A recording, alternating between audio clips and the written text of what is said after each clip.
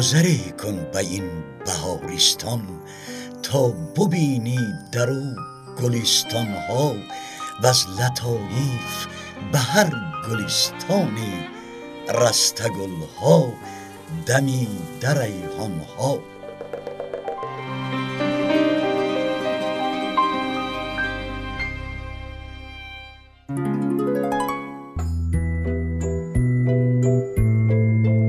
گنجشکی بود در لانه زندگی میکرد که از گذشتگانش میراث مانده بود.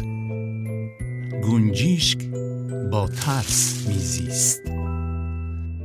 برای آنکه آرام و آسوده باشد لانه خود را گذاشت و در نزد سوراخی خانه لکلک لانه ساخت.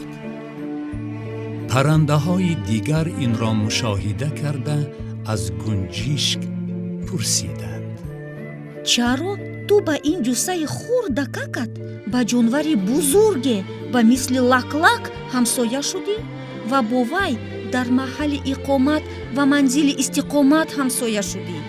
من یک پرنده خرد و ناتوانم، اما به دانسته خود عمل کردن نمیتوانم. آیا شما میدانید که در همسایگی من ماری هست؟ نمیدانید. هر سال من بچه ها میبرارم و آنها را با خون جگر میپرورم.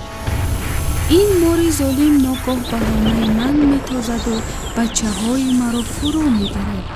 امسال از این مار گریختم و به کنار سهولت و دولت این لکلک بزرگ آمدم. از خدا امید دارم که امسال لکلک قصد مرا از مار ستاند.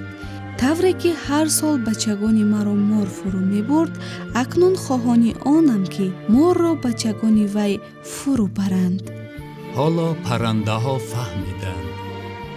برای همین این پند درست است. چو روباه در بیشه شیر باشد، زیاد ایمن از زخم چنگال گرگان.